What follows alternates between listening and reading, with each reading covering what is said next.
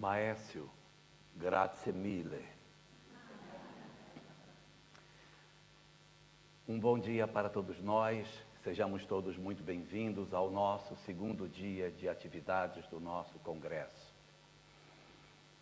Quero primeiramente agradecer a oportunidade de estar aqui na presença de todos, revendo amigos queridos e fazendo novos amigos dentro desse nosso maravilhoso ambiente que é o nosso movimento espírita. Nunca seria demais iniciarmos as nossas discussões de hoje rendendo homenagens a um companheiro que neste momento não se encontra presente aqui, mas que foi o lidador da causa há muitas décadas, realizando o trabalho de fomento do movimento espírita, justificando que nós estejamos hoje aqui nessa atividade. Rendo minhas homenagens a Divaldo Pereira Franco, que sem a atividade que ele tivesse feito, muito provavelmente nós não estaríamos aqui reunidos para esta atividade. O livro O Evangelho segundo o Espiritismo, no seu capítulo 3º, intitulado Há Muitas Moradas na Casa de Meu Pai, oferece-nos uma leitura em que nos mostra 5 etapas do processo de desenvolvimento e de progresso dos mundos. A Terra ocuparia a segunda dessas 5 posições, nos importando, portanto, no nosso dia de hoje, o primeiro, um grau anterior a ela, chamado mundos primitivos, que podem ser comparados mais sinteticamente com a pré-história. O segundo grau, chamado provas e expiações, que é tipicamente aquilo que aconteceu e acontece na história do planeta. E o terceiro grau, que é para onde a Terra estaria indo, que seria o chamado mundo de regeneração. Dentro daquilo que nós conseguimos coletar nesse capítulo 3º do livro O Evangelho segundo o Espiritismo, os mundos progridem e aqueles que estão num determinado estágio avançarão progressivamente para os estágios subsequentes. Porém, diante daquilo que a doutrina espírita nos mostra, nós não evoluiremos em termos de planeta como se fosse uma escada. Não. Nós evoluímos em rampa, uma inclinação permanente através da qual os mundos têm a possibilidade de promover o seu processo evolutivo gradual a cada dia.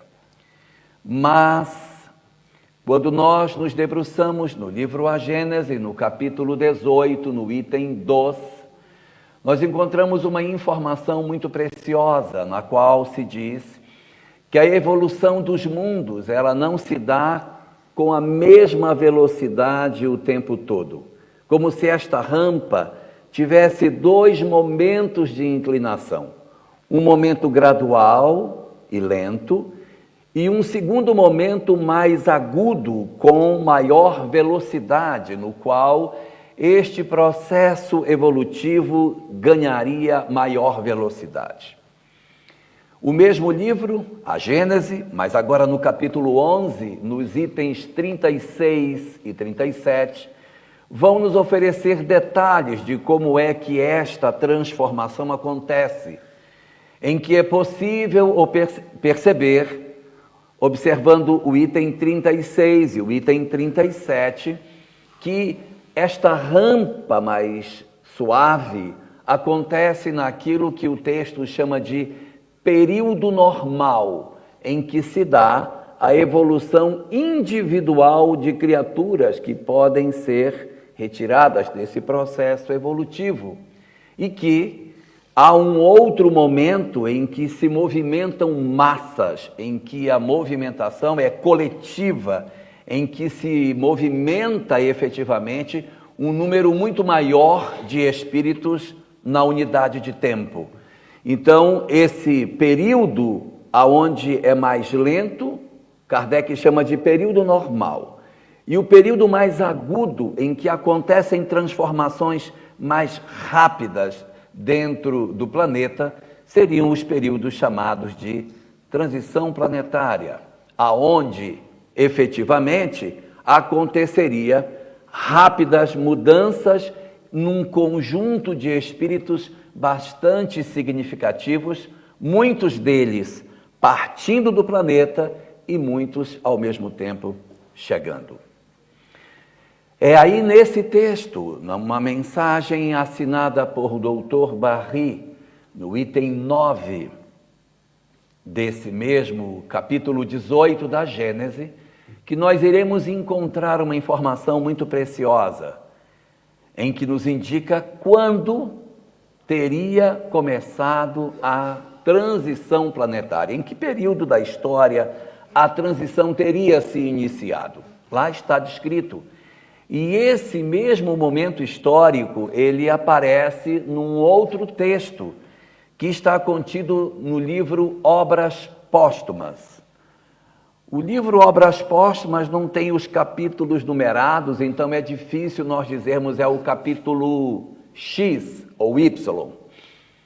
Mas, se a gente for contando um por um, nós vamos perceber que essa informação está na segunda parte do livro Obras Póstumas, na 31ª mensagem, intitulada Regeneração da Humanidade. Ali também, uma mensagem de 30 parágrafos, no parágrafo 22, também vai aparecer a mesma informação, nos dizendo quando que esta transição terá começado. Na obra de Kardec, A Gênese, nós encontramos a informação de que ela teria iniciado há quase um século. Então, a obra foi publicada no dia 6 de janeiro de 1868. Então, ela deve ter sido produzida em 67. Um episódio histórico marcante, aproximadamente 100 anos antes da codificação, recai, Cláudia Bonmartin, cai na Revolução Francesa. Porque, efetivamente, é um período muito marcante na história pela fratura no pensamento ocidental que acontece exatamente a partir deste episódio, que tem reflexos muito profundos no pensamento humano e não somente nos aspectos políticos de mudança de regime, mas as transformações que ocorrem no Ocidente a partir desse momento. E é ali, na chamada Revolução Francesa, que nós vamos ter um afastamento da sociedade ocidental de tudo aquilo que nós conhecemos como religião. A religião vinha de vários séculos de ações extremamente violentas e abusivas até, muito intolerante, promovido por muitos de nós que hoje estamos reencarnados dentro do ambiente espírita, mas foi um período de muita dificuldade. Então, a marca do começo desse processo de transformação vai se dar efetivamente ali, quando ocorre a chamada Revolução Francesa. No livro Obras Póstumas não vai dizer quase um século, lá diz há um século. Mas pode ser, na verdade, questões de arredondamento de tempo. Nós vamos então perceber que ali, naquele momento, ocorre o início da transição planetária, segundo a doutrina espírita. Mas quando nós nos recorremos ao livro do Apocalipse, que fala sobre o que aconteceria no final dos tempos, nós vamos encontrar uma sequência muito forte de cataclismos, terremotos, maremotos, estrelas que caem, rios que se transformam em sangue ou que ficam com as águas amargas, muito sofrimento e muita dor, como sendo característica essencial do período do chamado final dos tempos. Isso também acontece no Evangelho de Mateus, capítulo 24, aonde Jesus, no chamado Sermão Profético, assinala algumas informações sobre o futuro da humanidade. A tradução daquilo que estava no grego foi trazido para o português com o nome de final dos tempos. Mas o que está no grego, na verdade, é as palavras sinteleia cosmo, que não significa final dos tempos. Sinteleia tem a ver com síntese, resultado, fruto final. E cosmos não tem a ver com tempo, tem a ver com o mundo, com o lugar aonde vivemos. Então, sinteleia cosmos não teria uma tradução tão exata como o final dos tempos. Em Esperanto, por exemplo, a tradução que aparece no texto é maturidio de la mondadio.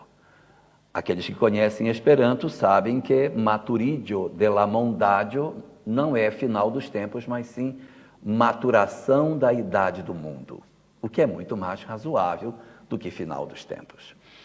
Mas ali naquela parte, nesse texto, fala-se muito de dor, de sofrimento. Então, há no ideário humano uma preocupação muito grande que o período da chamada transição planetária seja um período marcado por um conjunto de dores do ponto de vista físico, como se essa etapa da chamada transição planetária seja um período no qual nós vamos observar uma quantidade muito grande de sofrimentos físicos. E o que a doutrina espírita fala sobre essa transição? O que ela vem dizer para nós sobre isso? Respostas para esta pergunta estão no capítulo 31 da Obras Póstumas, na segunda parte, que eu já comentei, a mensagem Regeneração da Humanidade. No parágrafo 4º desta mensagem, os Espíritos dizem: não busqueis nos céus os sinais da transição. Eles não estão nos céus. Não é lá, Regina, que a gente vai encontrar os sinais. Diz então a mensagem: procurai entre vós, procurai na relação entre vós, porque é na maneira como vocês se relacionam que serão identificados os sinais do processo de transição, e não no fora de vocês. Naquela mesma mensagem do Dr. Barry, quando fala sobre esta questão das transformações, ele vai dizer que as movimentações não são geológicas, são movimentações sociológicas, são movimentações nos aspectos do comportamento da criatura humana, na forma como nós lidamos com a vida, e não as questões específicas que o planeta possui. No item 7 do capítulo 18, ainda não na mensagem do Dr. Barry, que começa no item 8, mas no item 7, ainda texto de Kardec, ele diz assim: não são as entranhas do planeta que vão se movimentar, são, na verdade, as movimentações do cunho do comportamento da criatura humana que se apresentaria nessa janela da chamada transição planetária. Isto não quer dizer, entretanto, que não vão acontecer maremotos, terremotos, tsunamis, furacões, queda de aviões, e vulcões, tornados, etc. Até porque isso faz parte da nossa condição natural de evolução, como bem lembrou ontem o nosso querido Godinho, quando falava desses fenômenos que acontecem no nosso período, em função da nossa condição ainda, de termos muitas expiações para atravessarmos nesse período da história da humanidade. Mas nós não podemos apontar que os fenômenos do ponto de vista físico, eles sejam efetivamente os fenômenos que marcam a transição planetária, porque nós já tivemos muitos episódios bastante gravosos e que não foram efetivamente indicadores de transição planetária.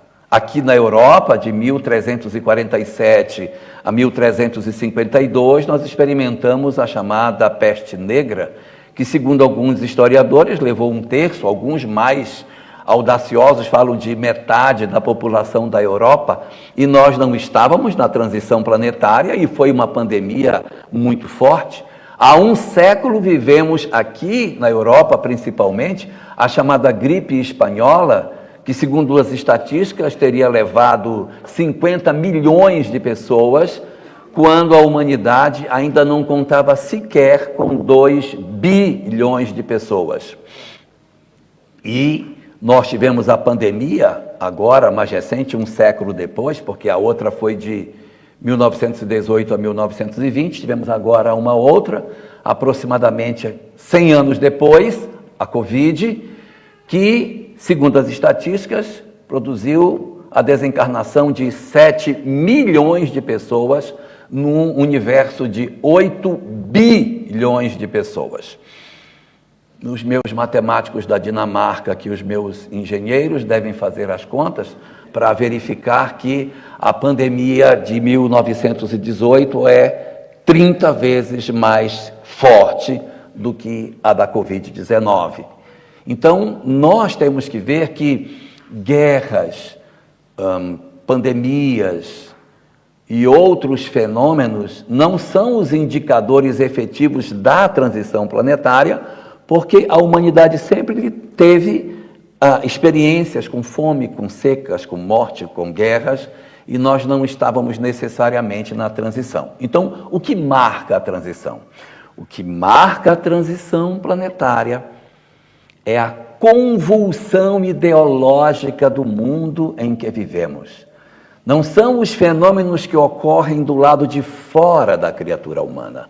São os fenômenos que se dão no interior do ser humano. É o que acontece no interno de cada um de nós. Debruçado sobre este processo do entendimento da chamada pandemia, da transição planetária, nós podemos identificar como se de repente houvesse 7 fenômenos que ocorrem no curso da transição planetária. Quando digo que são 7 fenômenos, não estou dizendo que eles são 7 fenômenos sequenciais, que termina um para começar o outro, mas existe 7 fenômenos, alguns são realmente sequenciais, outros não, mas esses fenômenos marcam o processo de transformação para a saída do planeta da condição de provas e expiações para ingresso efetivo, real e verdadeiro numa sociedade transformada que seria um mundo de regeneração. O primeiro desses fenômenos, primeiro deles, e que evidentemente está assinalado quando se fala que o fenômeno começou há aproximadamente 100 anos, é a Revolução Francesa, mas a Revolução Francesa em si não tem um impacto efetivo no sentido da transição planetária, mas sim as consequências que essa revolução trouxe para a humanidade em função da ruptura com o aspecto religioso que nós temos, e é quando nós vamos ver o fenômeno que verdadeiramente marca o início dessa transição, que é o afastamento da criatura humana de todas as conexões com o espiritual. Tivemos um grande pensador no século XIX, Ludwig Feuerbach. Não é assim, Udo? Feuerbach. Ludwig Feuerbach, que foi o iniciador de todo um conjunto de pensamentos que buscavam desconstruir os conceitos religiosos e que se apoiava, evidentemente, na leitura que ele fazia de religião que existia naquele período, e a gente entende a razão pela qual tudo isso teria acontecido. Mas nós não podemos imaginar que esse processo se deu porque tenha sido ele, efetivamente, que negou uma religião semelhante à que temos hoje. Não, a religião da época em que ele viveu. Então, como se fosse um pêndulo de relógio que oscilasse para um lado e para o outro, a primeira oscilação da transição planetária é o surgimento dessas ideologias que negavam todas as questões da espiritualidade. A ascensão do materialismo no planeta, como uma resposta ao longo processo de perseguição que a religião promoveu sobre a ciência e a filosofia. Então, nós temos uma primeira oscilação promovendo o surgimento dessas ideologias de ruptura. Um segundo momento que a gente vai encontrar como se fosse uma espécie de resposta para essa oscilação é que, quando surge o materialismo na Terra, vem no sentido inverso o surgimento de todas as doutrinas espiritualistas que aparecem no século XIX, mais especificamente na segunda metade do século XIX. Elas são várias, o Espiritismo está entre elas. E a doutrina espírita ela tem uma singularidade, porque entre as várias características apresentadas por Allan Kardec no capítulo 1º do livro A Gênese, num capítulo intitulado O Caráter da Revelação Espírita, existem 5 pontos que são muito importantes para que a gente entenda a diferença dessa doutrina e o valor que ela tem neste cenário de construção do materialismo. A primeira das características bastante interessantes que ela possui é o fato de que ela se apresenta fruto não de um homem só, mas ela é de uma construção coletiva. As revelações anteriores, elas eram personalizadas em um indivíduo. Buda, Krishna, Jesus, Moisés, Zaratustra. Sempre foi alguém que veio e disse: eu tenho a informação da verdade, sigam a mim. Mas nós encontramos na revelação espírita o caráter coletivo, que permite exatamente o diálogo das ideias e a construção de algo que se apresente de maneira mais substancial, pela possibilidade de confrontação das ideias e não por um guru específico que traz uma mensagem centrada nele. A mensagem espírita é coletiva. Segunda característica interessantíssima dessa mesma mensagem, ela é uma mensagem voltada para as questões científicas. Ela é científica porque Krishna, Buda, Jesus, Moisés, Zaratustra, Hermes Trismegisto, Orfeu, Sócrates, Platão, quem nós quisermos evocar nesse grande panteão de reveladores, não tinham compromisso com a parte científica. A doutrina espírita vem e se aproxima dos princípios científicos, preocupada exatamente com garantir com que as suas ideias estejam consentâneas, estejam de acordo com o que a ciência nos apresenta. Uma terceira característica também muito interessante que ela tem, e ontem o nosso presidente Godinho nos apresentou, é o fato dela ser progressiva, ou seja, o que sabemos hoje, amanhã pode ser ampliado, desde que não desconstrua o já edificado, e assim novos saberes se edificam. Então, o fato dela também ser uma doutrina progressiva é muito interessante, porque ela não está fechada em si mesma, mas aberta para a discussão e a introdução de novos saberes que não destruam o edifício anteriormente erigido. Uma quarta característica que essa doutrina possui e que lhe garante um aspecto bastante interessante é o fato de ser uma doutrina universal. Ou seja, a sua proposta não é atingir um povo, um grupo, uma fração da humanidade, mas atingir a humanidade como um todo.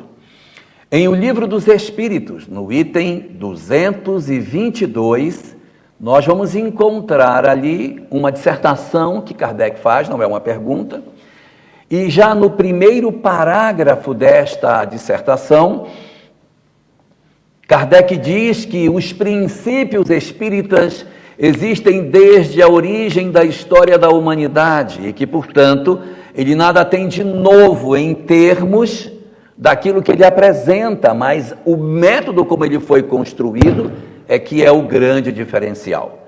Essa mesma informação nós iremos encontrar Na conclusão também deu o Livro dos Espíritos, na sexta parte da conclusão, no primeiro e no terceiro parágrafo, aonde Allan Kardec vai destacar que sim, a doutrina espírita, ela não é uma doutrina que traz coisas que nunca se ouviu antes, quando se sabe que desde os Vedas, desde os pensamentos mais antigos, remotos da Índia, nós já tínhamos a informação dos renascimentos. O Bhagavad Gita de Krishna está repleto de informações relacionadas à reencarnação e à lei de causa e efeito. A Cabala judaica também tem os seus mesmos princípios, e várias outras doutrinas, como a do Buda, traz muitos princípios assemelhados, ou seja, as verdades espíritas, elas são verdades que vieram há muito tempo sendo apresentadas na humanidade. Mas, naquele período anterior, ela era objeto de estudos secretos, como nos fala Leon Denis no capítulo 1º do livro em que ele trata sobre essa questão, chamado Depois da Morte, em que ele fala, Vitor, que todos esses conhecimentos eram conhecimentos da doutrina secreta, porque não eram entregues ao vulgo, porque o vulgo não era capaz de entender. A doutrina espírita representa, na verdade, a entrega universal da doutrina secreta para toda a humanidade. Mas há uma quinta característica, para quem se perdeu, eu só falei de 4. Eu disse que ela era coletiva, que ela era científica, que ela era progressiva, que ela era universal, mas há uma quinta característica que a doutrina espírita possui, que é, evidentemente, o fator mais espetacular e diferencial que ela tem. Porque nós temos obras do século XIX que trabalham a discussão da entrega dessa doutrina secreta pela mão de outros autores que são encarnados e que apresentam isso. Mas a doutrina espírita, ela traz uma convocação moral espetacular, Jussara, que não se compara com as outras propostas que nós encontramos. O Espiritismo não é uma filosofia de janela, para que a gente na janela fique olhando e dizendo, sabe por que ele sofre? Porque na outra encarnação não é. O objetivo da entrega da doutrina espírita é para que nós analisemos as nossas próprias vidas e façamos um pacto de mudança interior. Porque se nós não fizermos esse pacto de mudança, a doutrina será vã. A doutrina será vã. No último item do Livro dos Médiuns, que é o item 350, de um livro que está discutindo sobre mediunidade, que não tem nada a ver, não é, Júlio? Não tem nada a ver com isso. Kardec faz um texto magistral que todos deveríamos ler, o último item do Livro dos Médiuns, em que ele diz que de que adiantaria conhecermos tudo se nós não nos transformássemos. Se nós não descobríssemos efetivamente o propósito transformador da mensagem espírita. A razão pela qual, portanto, nós devemos nos aproximar desta verdade não é para saber, não é para conhecermos simplesmente, porque isto não será suficiente para garantir a nossa felicidade futura. Em O Livro dos Espíritos, na questão 982, Allan Kardec interroga os espíritos: é necessário crer na manifestação dos espíritos e possuir fé espírita para garantir a boa sorte na vida futura? E a resposta é: se assim fosse, estariam deserdados todos os que não creem, o que seria um absurdo. Que doutrina vocês conhecem que é capaz de dizer que os seus fiéis não são necessariamente os salvos? Porque a grande maioria das doutrinas que estão por aí dizem: se você estiver aqui, você está salvo. Mas se você não estiver aqui, você não está salvo. E a doutrina espírita diz: se você tiver o conhecimento espírita, conhecer e crer na manifestação dos espíritos, eu não garanto nada. Eu não garanto nada. Porque, na verdade, não é isso que vai libertar as nossas almas, mas o nosso compromisso com a transformação, com o bem. É isso que vai fazer com que a doutrina tenha sentido. Senão ela será igual a tantas outras. Eu conheço várias doutrinas reencarnacionistas, várias. Eu encheria 2 mãos minhas de doutrinas que falam de reencarnação e lei de causa e efeito. Mas essas mesmas doutrinas não trazem uma convocação de transformação moral.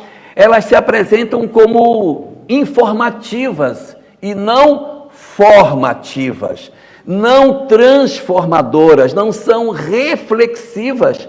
E esse é o grande diferencial. Então, quando o pêndulo oscila para um lado, trazendo o materialismo que destrói as perspectivas da humanidade em termos de compreensão do que seja a realidade imortal, a espiritualidade responde com o advento de verdades espirituais que se contrapõem a esse materialismo. E entre essas verdades, o espiritismo se sobressai. Por que ele se sobressai? Porque ele é capaz de mover as nossas entranhas e evocar a necessidade de sermos verdadeiramente bons, porque ancora os seus princípios nas propostas morais que Jesus nos ofereceu.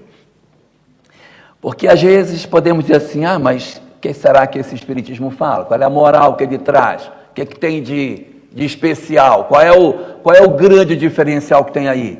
E se o espiritismo viesse trazer uma moral rebuscada, toda nova, como seria difícil dizermos qual é a moral espírita. Mas a moral espírita, ela é em tudo semelhante à moral que o Cristo propunha. Não era o perdão, o amor ao próximo, o desapego dos bens terrenos? Não eram essas as propostas de Jesus? Então, é essa a grande diferença, o grande diferencial da doutrina espírita, que serve como resposta a esse materialismo que tenta impedir com que a humanidade possa compreender o sentido. Então, eu disse que eram 7, quando o primeiro movimento vai para o materialismo e o segundo se movimenta para cá, nós temos um terceiro movimento no sentido contrário.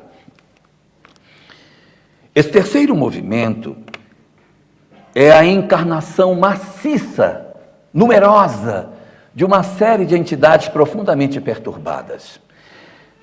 Espíritos muito complicados e passam a encarnar no planeta de uma forma muito mais intensa. É certo que ao longo da história da humanidade eles encarnavam, mas a forma como esses espíritos vinham, ela era espaçada uma da outra. Eles não vinham juntos, eles vinham afastados uns dos outros, para permitir com que a humanidade diluísse suas ideologias e conseguisse acompanhar a marcha do progresso. Essas entidades, elas são extremamente difíceis. E quando elas aparecem na história da humanidade, elas são reconhecidas exatamente pela violência, pelo desequilíbrio. Às vezes a gente fica pensando que é um parente. Não é nenhum parente nosso. São os senhores da guerra, os grandes imperadores sanguinários, os desequilibradores da história da humanidade, são esses. Então, essas entidades, elas vêm na história, mas elas vêm afastadas uma das outras, como se, não sei como é que vai traduzir isso, como se existisse um conta-gotas, que pingasse uma gota por vez. E quando chega na transição planetária, o que acontece? O Cristo planetário pega este conta-gota, tira a tampa e derrama o vidro. Então, nós vamos assistir uma quantidade enorme de entidades profundamente desequilibradas no nosso planeta, como nunca tivemos. Meu Deus, o mundo está louco, o mundo está perdido. E quando a gente vê isso, a gente volta no livro A Gênese, quando diz que os problemas da transição, o que é? São as convulsões ideológicas. Então eu olho para trás e digo, é isso. Quando o Apocalipse fala das estrelas que caem, as estrelas que caem, não são as estrelas do céu, mas as estrelas que estão do poder, elas caem, as estrelas vão cair. Quando fala de terremotos, maremotos, são as convulsões ideológicas que acontecem nesse nosso período, que essas entidades perturbadoras promovem na nossa sociedade. Esses espíritos, quando encarnam no planeta, trazem ideias profundamente perniciosas e balançam os alicerces da humanidade, como se querendo que nós decidíssemos, afinal, o que é que você deseja, Marcial? Você deseja ir ou você deseja ficar? Qual é a sua decisão? Porque se nós fôssemos evoluir debaixo de uma campânula de vidro, nós não saberíamos se somos bons ou não. A melhor forma de nós sabermos se somos bons, Maécio, é nos expondo aos perigos que a vida tem. Eu preciso rentear com o mal para que eu consiga dizer se eu sou capaz ou não de resisti-lo. Existe, portanto, 5 razões pelas quais esses espíritos perturbados ingressam no planeta, invadem a nossa humanidade e se fazem pertencentes ao nosso período que vivemos. Assim como os dedos da minha mão, um é diferente dos outros 4, então uma das razões se prende a eles e as outras se prendem a nós. Qual a razão para eles virem? Ora, qual é a razão? A chance do progresso, a oportunidade de que se modifiquem, porque a janela da transição, ela vai acabar, ela vai fechar. E se eles não vierem, eles terão perdido essa oportunidade de se renovarem. Então é necessário que essas entidades venham. E o mundo espiritual, portanto, permite a encarnação coletiva desses espíritos, que aqui vêm para quê? Para promover o seu processo de mudança. Se um deles mudar, ótimo. Então eles vêm para que eles possam mudar. E alguém pode dizer, poxa, mas e nós, né? Não dava para eles não virem, para a gente ficar sem estar com eles? Olha, a resposta para isso é, nós somos muito parecidos com eles em termos evolutivos. Se eles não nos influenciassem, nós não seríamos sujeitos às suas interferências. Então essas entidades vêm para saber quem nós somos, para revelar o que existe no interior do meu coração. E existem 4 atitudes que nós podemos tomar diante dos perseguidores do mal, daqueles que são maus. Primeiro, eles trazem as ideologias mais loucas do mundo e nós achamos lindo. Nós achamos lindo. E nós nos ligamos a eles. Nós não somos este grupo, mas nós nos ligamos a eles, nós nos vinculamos a eles, nós criamos laços. E quando nós vemos, nós estamos inseridos nas suas propostas, na maneira como eles propõem o desrespeito ao meio ambiente, a construção de uma sociedade desigual, a proposta de uma sociedade sem Deus, a proposta de uma vida promíscua. Então, essas ideologias, elas fazem eco em nós porque nós temos um pouco disso.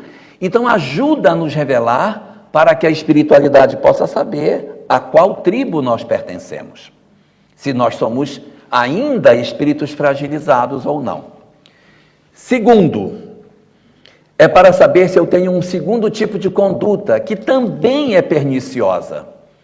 É aquela postura na qual, vendo os desequilibrados, os perturbadores da sociedade, os que promovem o mal, os que promovem o crime, o desequilíbrio, nós, olhando esses que delinquem, dizemos: não tem jeito, só matando. Quando eu acho que a solução do mal é matar as pessoas que assim se comportam, é porque eu não conheço da vida imortal. Porque esse indivíduo desencarna e volta, às vezes até mais revoltado. Então essa proposta do extermínio daquele que pensa diferente de nós revela a infantilidade das nossas almas. Então esse segundo grupo também acaba se revelando quando nós apresentamos na nossa sociedade uma série de desequilíbrios. Terceiro grupo são os chamados desistentes do bem, aqueles que dizem: isso aqui não tem mais jeito não, o mundo já acabou, não sei nem por que vocês fazem isso. É largar de mão, tem que largar, deixa, porque você trata um, amanhã tem 10, isso não tem mais solução, não tem mais. Então as pessoas desistem do bem. E quando nós vamos no Evangelho de Mateus, no capítulo 24, versículo 12, nós encontramos uma frase do Cristo que diz assim: e por ser grande a perversidade do homem, o amor de muitos se esfriará. Somos todos nós quando desistimos do bem, achando que o bem não vai mais vencer. Esta é o terceiro grupo. E tem o quarto, que, como vocês podem ver, é bem pequenininho. Então, esse grupo se aliança com o primeiro, se aliança com o segundo, se aliança com o terceiro, mas se aliança com o quarto também. O quarto grupo é formado por aqueles que sabem que não tem a possibilidade de mudar ninguém, Marta. Não temos. O máximo que podemos fazer é mudar a nós próprios. E é descobrir que é vivendo com o outro que eu vou aprender a ser melhor. Ai, mas aí eu não vou mudá-lo. O meu objetivo não é mudá-lo. O objetivo é que eu saia da minha indiferença, de ver o outro, esse é o problema dele. Mas quando eu saio da minha indiferença para ir ao encontro do outro, eu estou me desenvolvendo. E quando falo ir ao encontro do outro, preocupado com o outro, não pensemos isso apenas em termos sociais, pensemos isso em termos familiares, porque eu posso ter dentro da minha casa este que eu preciso cuidar, ouvir, partilhar, às vezes diminuir a velocidade do meu passo para que eu consiga conduzi-lo. Em O Livro dos Espíritos, questão 583, Allan Kardec pergunta aos espíritos se os pais que fazem tudo pelos filhos e os filhos enveredam por um caminho diferente, se eles são culpados pelo caminho que os filhos tomam. E a resposta é: se os pais fizeram tudo o que deveriam ter feito e não desistiram de seus filhos, e eles tomam o caminho equivocado, a responsabilidade é dos filhos. Mas é necessário que nós não desistamos deles, porque se nós desistirmos deles, nós automaticamente assumimos parcela de responsabilidade nos equívocos do outro, conforme o item 19 do capítulo 13 do Evangelho segundo o Espiritismo, que fala que quando nós desistimos do outro, nós desaceleramos a evolução dele. Mas quando eu não desisto, eu gero nele uma necessidade de compensar o bem recebido, mas que ele foi ingrato. Então ele se sente comprometido a avançar. E a gente precisa fazer esse processo de mudança. Então, aceitar e compreender que esses desafios estão dentro do lar é um outro desafio muito importante para as nossas vidas. Neste quarto grupo, presumo que estamos todos nós, que estamos aqui nesse domingo para poder fazer um trabalho dessa natureza, porque estamos preocupados com a mudança do planeta. E nessa oscilação do pêndulo, nós temos a chegada do materialismo, a chegada das doutrinas espiritualistas, o espiritismo aqui no meio. Depois a chegada dos espíritos perversos. E temos também aquilo que Godinho nos falou ontem, a chegada da geração nova, que virão para dar o suporte no processo de transformação, porque sozinho vai ficar difícil para a gente. Então, evidentemente, nós vamos ter que fazer uma mudança nas nossas vidas em que nós teremos que identificar efetivamente que na nossa sociedade existirão companheiros que virão para auxiliar a tarefa. Mas o livro A Gênese, quando fala sobre a geração nova, diz que eles virão aos milhares. Ele não diz que virão aos milhões. Porque se eles vierem aos milhões, eles farão o trabalho e não nós. E não é esse o objetivo, Maria. O objetivo é que nós façamos. Então, eles vêm aos milhares para apontar o rumo e nos tutelar. Mas quem vai fazer o efetivo trabalho de transformação do planeta somos nós, Manu. Somos nós. Não é, na verdade, eles que vão vir para resolver o problema. Não, somos nós. Quem quebrou vai consertar. Quem sujou vai limpar. Tem que existir isso. Então, eles vêm para nos apontar esse processo. Depois desse quarto sinal, vem o quinto sinal. O quinto. O materialismo sozinho não é capaz de fazer muita coisa. Os espíritos perversos sozinhos também não são capazes de fazer muita coisa. Mas quando juntos os dois, dá. Quando você pega uma sociedade materialista e você, nesta sociedade materialista, apresenta lideranças perversas, você desequilibra o tecido social. E aí nós vamos encontrar o avanço do processo de perturbação que a nossa humanidade atravessa. Naquela mensagem lá de Obras Póstumas, do 21º parágrafo, existe um texto muito interessante. Essa mensagem era de 1866, dia 25 de abril de 66. E ali, nesse parágrafo 21, ele fala de 4 características da transição planetária. Primeira característica: os suicídios cresceriam de uma forma extraordinária. Estão crescendo? Segundo, cresceriam tanto que as próprias crianças se suicidariam. Está acontecendo? Terceiro, a loucura apresentaria índices nunca antes imaginados na história da humanidade. Está acontecendo? E quarto e último, não sei se isso vai ser traduzido certo, mas vamos lá. Lá diz assim: e muitos, antes mesmo de encontrarem a morte, estarão riscados do número dos vivos, ou seja, estarão eliminados de dentre os vivos, como se fossem verdadeiros zumbis. Mas esses zumbis não são os zumbis do cinema. São aqueles que vivem, mas estão totalmente dominados pelos seus vícios.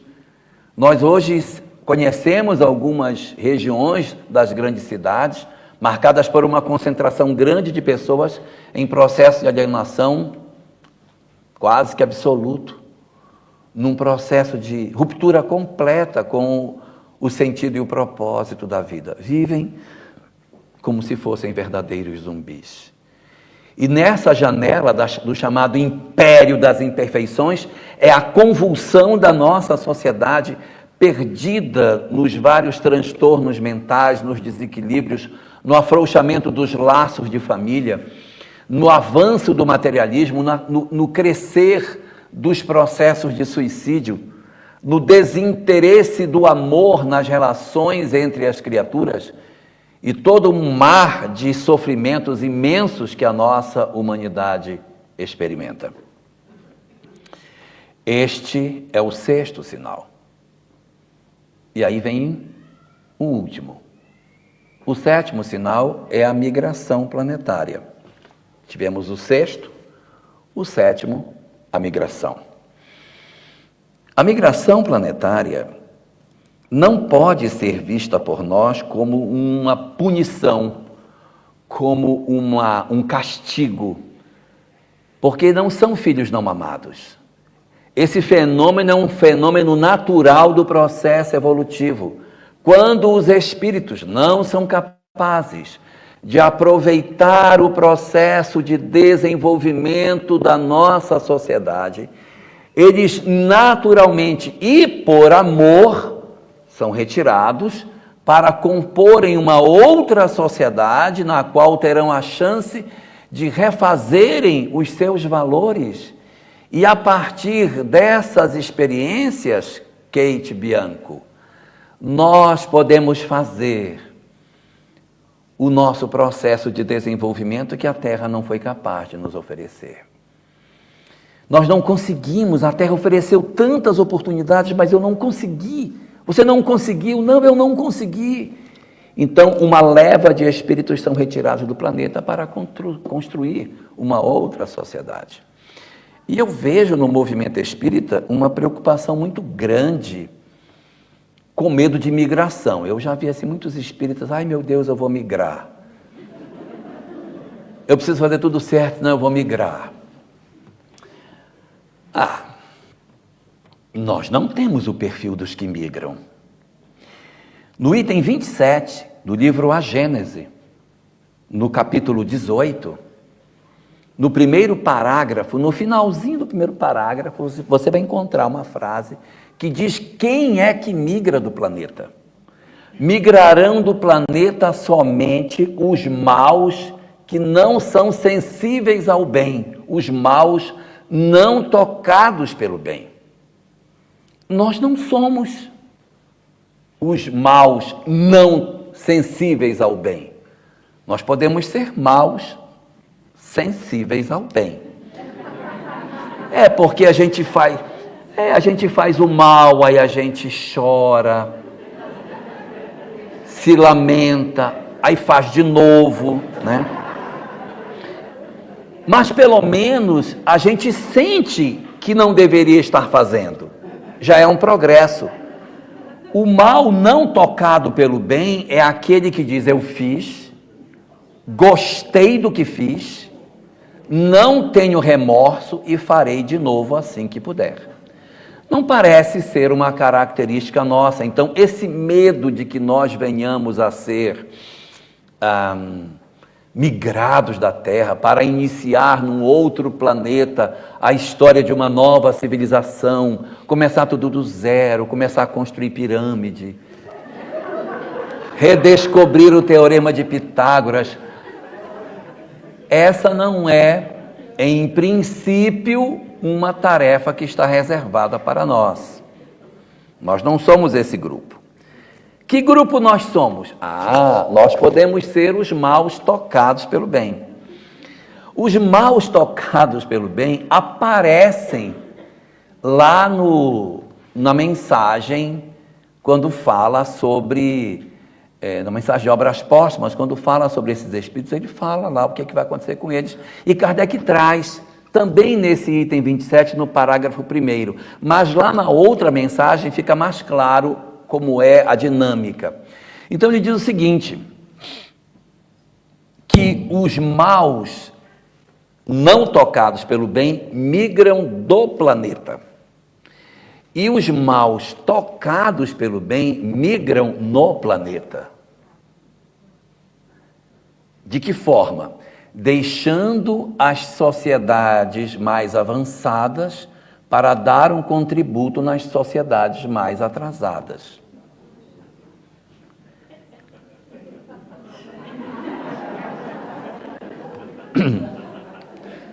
Longe de mim querer assustar alguém. Evangelho segundo o Espiritismo, capítulo 20, último item, último parágrafo. Lá está dito assim: e aqueles que não recuarem diante de suas tarefas, o Senhor lhes reservará os postos mais difíceis na grande obra de regeneração da humanidade. Será que os postos mais difíceis serão viver em Lucerna? Contemplando o lago? Deve ter algum lugar no planeta que está precisando de mais. E não estou dizendo, o meu tempo acabou, e não estou dizendo com isso que nós, obrigatoriamente, vamos ter que reencarnar para trabalhar espiritismo. Muitos de nós, sim, muitos de nós renasceremos espíritas, sim, muitos de nós, mas muitos de nós não. Por quê? Porque o espiritismo não é a única fronteira do bem. Então, alguns de nós nasceremos muçulmanos para adoçar o islamismo. Muitos de nós nasceremos católicos, seremos, de repente, sacerdotes dentro da igreja católica, dentro da igreja protestante. Outros nem nascerão no ambiente religioso, nascerão, no ambiente filosófico, nascerão na ciência, serão médicos para impulsionar uma ciência com uma visão mais espiritualista. Outros de nós nasceremos nos espaços da educação. Pense o que a gente pode fazer se nós renascermos com um sentimento inato da ideia. Muito obrigado. Já tinha acabado. Isso chama-se acréscimo de misericórdia. Vamos lá. Então, o que a gente percebe nesta hora? Que nós poderemos ser convocados para outros flancos de trabalho, outros flancos, onde a gente pode desenvolver outras possibilidades em outros lugares do planeta. Estamos aqui nos encharcando da verdade espírita para que isso nos seja um conhecimento inato numa próxima existência. E a gente precisa aproveitar esta oportunidade. Nós vamos aproveitar essas oportunidades não somente nos apropriando do saber espírita, não apenas tendo a leitura meticulosa dos princípios espíritas, mas pela intensidade do amor que nós devotarmos uns aos outros. O amor dentro do lar, em que eu tiver a capacidade de entender que eu preciso amar a família que Deus me deu, os filhos reais que eu tenho, a minha mãe real, o meu pai real, marido e esposa reais, porque nós não podemos viver numa fantasia de querermos que as pessoas sejam aquilo que a gente idealizou. É preciso que nós aprendamos, por aquilo que a doutrina espírita nos dá, termos a condição de nós, de fato, descobrirmos o sentido que a doutrina espírita nos traz de amor. Então é amor nas nossas relações, afeto. O outro não é perfeito, mas eu também não sou. Uma das coisas mais belas na criatura humana é amar aquilo que é imperfeito. Eu sei que ele é imperfeito, mas eu amo mesmo assim, das imperfeições que ele tem, porque eu também não sou. Então, esse dom de nós nos amarmos, de nós nos querermos e de nós vencermos a nossa pequenez, é o grande atributo que a gente veio buscar. Nenhum de nós tem garantia de que seremos espíritas na próxima existência. Então, nós temos que nos esforçar para isso, para que a gente execute o melhor possível no tempo que nos resta. A transição planetária não sabemos quando vai acabar. No item 267, no parágrafo 8º do Livro dos Médiuns, Allan Kardec diz que toda previsão com data marcada tem indício de mistificação. Esqueçam 2019, 2039, 2049, 2057, esquece. O livre-arbítrio do homem pode interferir nesse processo. Então, é muito importante que a gente tenha a condição de garantir a nossa ida para o mundo de regeneração. Nós temos todas as condições para ir, gente, nós temos todas as condições. Nós temos. Nós precisamos fazer valer de fato as nossas possibilidades. Muito provavelmente, nós não iremos migrar da Terra, mas a gente vai migrar para algum outro lugar. Isso é inevitável. A Terra está clamando por socorro e não faz sentido ficar todo mundo aglomerado num lugar só. A lógica nos dita que nós estamos todos juntos para nós aprendermos e depois nos espalharmos.